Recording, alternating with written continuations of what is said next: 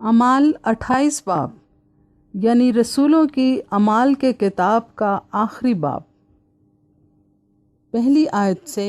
31 آیت تک، صفحہ نمبر 138 اور 139، پیج نمبر 138 اینڈ 139۔ اعمال 28 باب پہلی آیت سے 31 آیت تک۔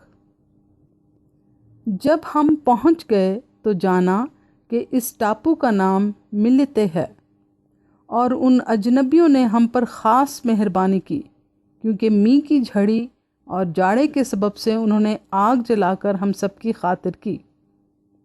جب پولوس نے لکڑیوں کا گٹھا جمع کر کے آگ میں ڈالا تو ایک سانپ گرمی پا کر نکلا اور اس کے ہاتھ پر لپٹ گیا۔ جس وقت ان اجنبیوں نے وہ کیڑا اس کے ہاتھ سے لٹکا ہوا دیکھا تو ایک دوسرے سے کہنے لگے، بے شک یہ آدمی خونی ہے، اگرچہ سمندر سے تو بچ گیا تو بھی عدل اسے جینے نہیں دیتا۔ بس اس نے کیڑے کو آگ میں جھٹک دیا اور اسے کچھ ضرر نہ پہنچا،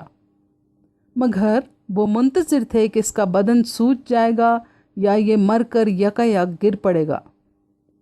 لیکن جب دیر تک انتظار کیا اور دیکھا کہ اس کو کچھ ضرر نہ پہنچا تو اور خیال کر کے کہا کہ یہ تو کوئی دیوتا ہے۔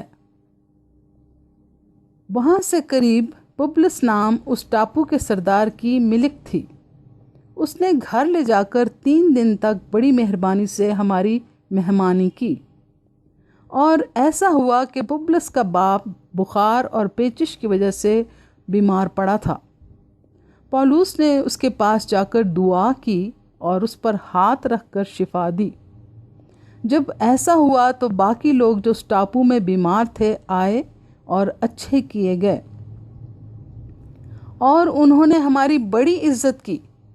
اور چلتے وقت جو کچھ ہمیں درکار تھا جہاز پر رکھ دیا۔ 3 مہینے کے بعد ہم اسکندریہ کے ایک جہاز پر روانہ ہوئے جو جاڑے بھر اس ٹاپو میں رہا تھا، اور جس کا نشان دیوسکوری تھا،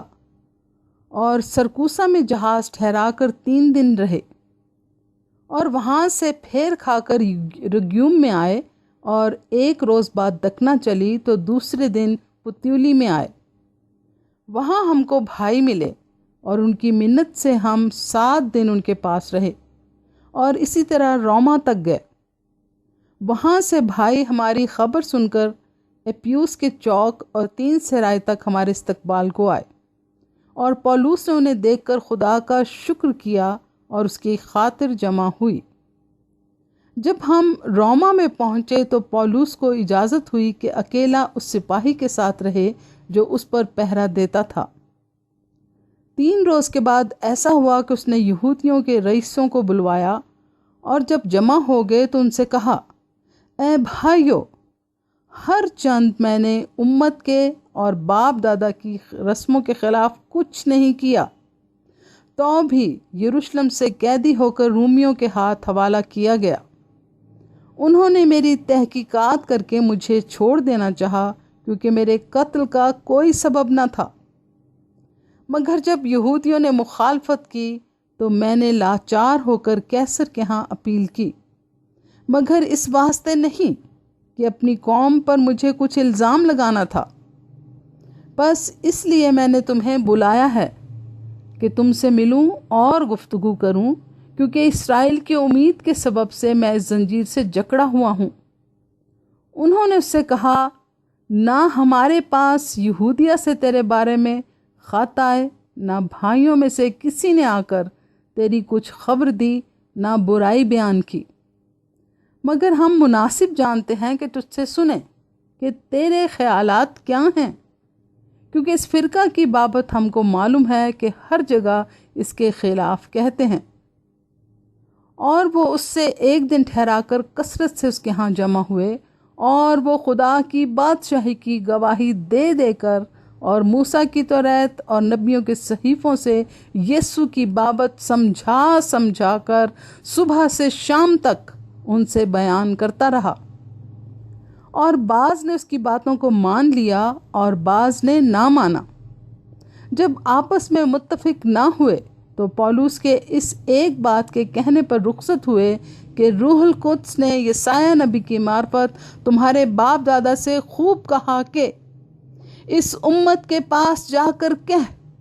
کہ تم کانوں سے سنو گے اور ہرگز نہ سمجھو گے، اور آنکھوں سے دیکھو گے اور ہرگز معلوم نہ کرو گے، کیونکہ اس امت کے دل پر چربی چھا گئی ہے اور وہ کانوں سے اونچا سنتے ہیں اور انہوں نے اپنی آنکھیں بند کر لی ہیں، کہیں ایسا نہ ہو کہ آنکھوں سے معلوم کریں اور کانوں سے سنیں اور دل سے سمجھیں اور رجوع لائیں اور میں انہیں شفا بخشوں۔ بس تم کو معلوم ہو کہ خدا کی اس نجات کا پیغام غیر قوموں کے پاس بھیجا گیا ہے اور وہ اسے سن بھی لیں گی۔ جب اس نے یہ کہا تو یہودی آپس میں بہت بحث کرتے چلے گئے، اور وہ پورے 2 برس اپنے کرایہ کے گھر میں رہا،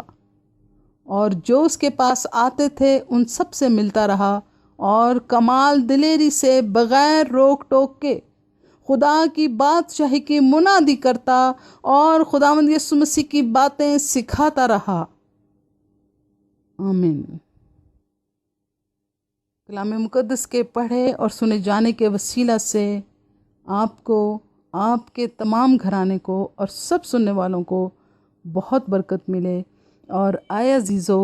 ہر روز کلام مقدس کو پڑھا کریں، مطالعہ کیا کریں، اور اپنے بچوں اور خاندان کے ساتھ مل کر خاندانی دعا کیا کریں، اور تمام مقدسین اور ایمانداروں کو اپنی دعا میں ہمیشہ یاد رکھا کریں۔ خداوند آپ کو بہت برکت دے، اور خداوند ہم سب کی روح، جان اور بدن کو اپنے آنے تک پاک اور بے عیب محفوظ رکھے۔ آمین۔